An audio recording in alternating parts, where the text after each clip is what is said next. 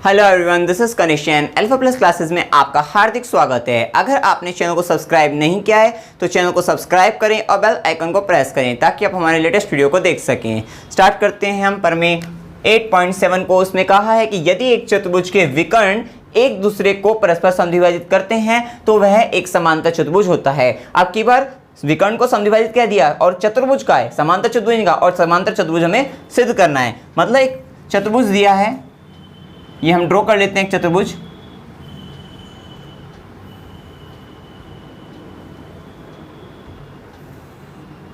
इस चतुर्भुज को नाम दे देते हैं हम ABCD, ABCD। और उन्होंने कहा कि इसके जो विकर्ण है वो एक दूसरे को परस्पर समद्विभाजित करते हैं। पहले विकर्ण ड्रॉ कर लेते हैं हम इसमें। ये AC विकर्ण हो गया, इसी प्रकार ये BD विकर्ण हो गया और ये परस्पर समद्विभाजित करते हैं। हम प्रतिच्छेद बिंदु को हम O कह देते हैं और ये OA बराबर OC दिया है, OB बराबर OD दिया है, ये बराबर दिया है। अब हमें सिद्ध करना है कि ये ABCD एक समांतर चतुर्भुज है। अब समांतर चतुर्भुज करने के लिए भुजाएं समांतर होंगी, सम्मुख भुजा समांतर भी सिद्ध करनी पड़ेगी और बराबर भी सिद्ध करनी पड़ेगी। तो हम यहाँ पे क्या करते हैं, अगर मैं इन दोनों त्रिभुजों को OAB और OCD को अगर मैं सर्वांगसम सिद्ध कर देता हूं, अगर सर्वांगसम सिद्ध कर देते हैं तो सर्वांगसम सिद्ध करने से ABCD एक समांतर चतुर्भुज सिद्ध हो जाएगा। आगे CPCT से हम कॉरेस्पॉन्डिंग पार्ट्स को बराबर कर देंगे। देखिए सबसे पहले हम इसमें दिया है लिख लेते हैं, दिया है ABCD एक चतुर्भुज है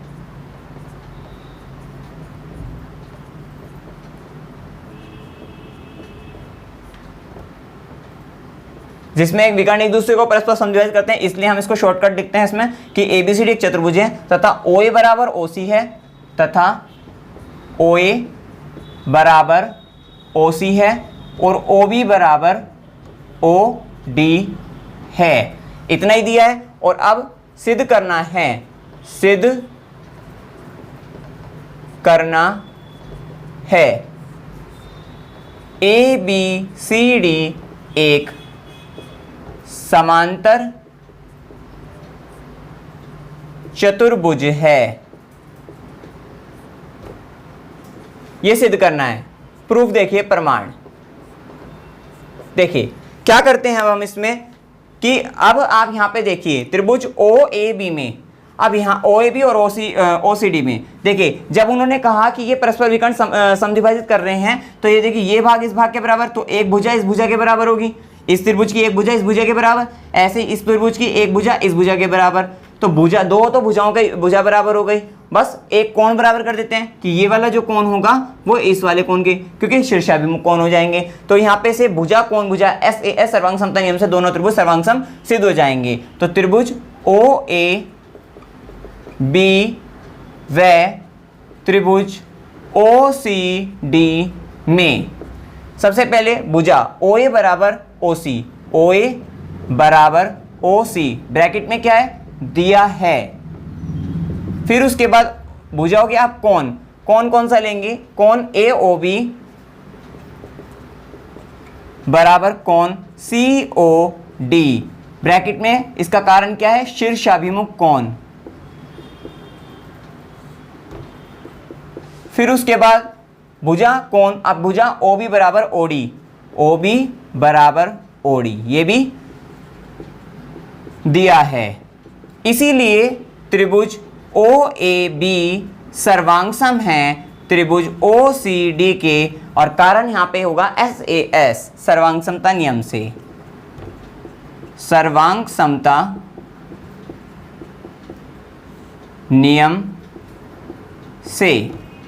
और अब जब दो त्रिभुज सर्वांगसम है इसलिए अब इनके संगत भाग बराबर करेंगे। देखिए अब ये त्रिभुज है OAB और OCD, AB को मैं CD के बराबर कर लूंगा क्योंकि आपको पता है कि हमें तो समांतर चतुर्भुज के लिए करना। अब उसी प्रकार से हम CPCT से बराबर करेंगे, कॉरेस्पॉन्डिंग पार्ट्स बराबर करेंगे, जो है किस प्रकार कि जो हमें चाहिए है आगे जिस सिद्ध करने के लिए। अब सिद्ध करने के लिए हमें चाहिए कि भाई AB बराबर होना चाहिए किसके, CD के, और जो है AD बराबर होना चाहिए भाई ये वाला। तो लेकिन कब बराबर होगा, ये तो हम इसी प्रकार से कह सकते हैं सिमिलरली, भाई हम ये वाले दो त्रिभुज लेकर चलेंगे फिर तो AB CD के बराबर हो जाए और AB समांतर भी हो जाए, सिद्ध हो जाए AB समांतर CD। अब AB समांतर CD कब होगा, देखिए ए बी सी डी के समांतर तब होगा, देखिए ये भुजा ए बी, ये भुजा जो है ए बी हो गई, ए बी, और ये सी डी।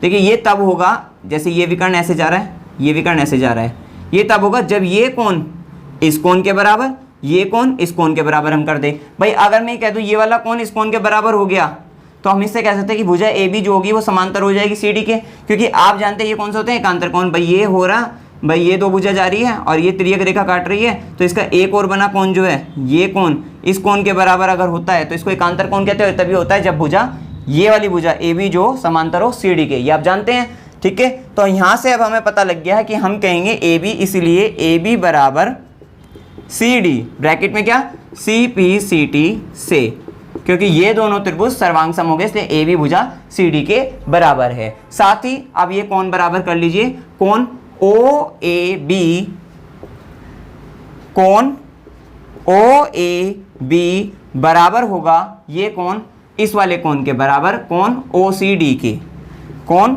ओ सी डी। और ब्रैकेट में क्या हुआ, तो ये सी पी सी टी से ना, सी पी सी टी सर्वांग, ये सी पी सी टी से, क्योंकि हमने संगत भागों को बराबर कर रहे हैं इन दोनों त्रिभुजों के। फिर साथ ही कोण ओ बी ए जो होगा वो बराबर हो जाएगा ये कोण किसके, इस वाले कोण के बराबर, कोण ओ बी ए बराबर कोण ओ डी सी, ब्रैकेट में सी पी सी टी से। अब इसको समीकरण आप एक कह दीजिए, पहले इसको देख लीजिए, इसको एक कह दीजिए, इसको दो कह दीजिए और इसको तीन कह दीजिए। अब हमें यहाँ पे एक बात पहले ये करनी होगी, क्योंकि अभी हमें समांतर नहीं बताया कि ए बी समांतर है सी डी के। अब हम कहेंगे कि ये समीकरण दो से, समीकरण दो से कोण, क्योंकि समीकरण दो से क्या हुआ, कोण ओ ए बी बराबर है कोण ओ सी डी के, और जो कि क्या है, जो कि फिर लिखना, जो कि एकांतर कोण है, एकांतर कोण है। और साथ से साथ ये भी कह सकते हैं इसमें ये एकांतर कोण हो गए, और इसीलिए जो ये ए बी हो गई वो समांतर हो गई किसके, सी डी के। ये देखिए ए बी समांतर हो गई सी डी के। अब लेकिन अगर हमने ये वाला लिया, अब ये वाला कोण की अगर हम बात करें, ये इसको इससे भी यही होता है कि भाई ये भुजा जो होगी आपकी, कोई सा भी एक को ले लेते हैं हम, जो है कोई नहीं, ये ले लो या फिर ये वाला ले लो जो है। अब इससे पता लग गया समीकरण दो से ए बी जो होगी समांतर होगी सी डी के। अब अच्छा, अब हम कह सकते हैं एक और दो से, एक से और सॉरी ये वाला चार से। तो समीकरण एक व चार से, समीकरण एक व चार से क्या क्या आ जाएगा, ए बी बराबर आ जाएगा सी डी के, व ए बी समांतर आ गया सी डी के। इतना आ गया, ए बी बराबर सी डी और ए बी समांतर सी डी आ गया। अब ये तो हो गया इस भाग से। अगर मैं अब इन दोनों त्रिभुजों को ले लेता, इस त्रिभुज को और इस त्रिभुज को सिमिलरली इसी प्रकार, तो यहां से क्या आ जाता, यहां से ए डी बराबर बी सी भी आ जाता। इसी प्रकार आप करके भी दिखा सकते हो, वो आपके मार्क्स पे डिपेंड करता है कितने मार्क्स का आपका क्वेश्चन है, आप करके भी दिखा सकते हो। इसी प्रकार ए बी बराबर ए डी बराबर बी सी व ए डी समांतर बी सी। इसको हमने 4 कही थी, इसको 5 कह दीजिए, इसको 6 कह दीजिए, और 5 और 6 से आप कह सकते हो समीकरण 5 व 6 से ए बी सी डी एक समांतर चतुर्भुज है, एक समांतर चतुर्भुज है। क्योंकि समांतर चतुर्भुज होने के लिए ए बी को सी डी के बराबर और समांतर भी होना चाहिए, ए डी को बी सी के बराबर और ए डी समांतर बी सी होनी चाहिए, जो कि हमने सिद्ध करके दिखा दिया। इससे हमें पता लगता है कि ए बी सी डी एक समांतर चतुर्भुज है। इसमें कोई भी डाउट आप कमेंट सेक्शन में पूछ सकते हैं। वीडियो अगर आपको अच्छा लगा, वीडियो को लाइक कीजिए, शेयर कीजिए और मेरे चैनल को सब्सक्राइब कीजिए। Thank you very much.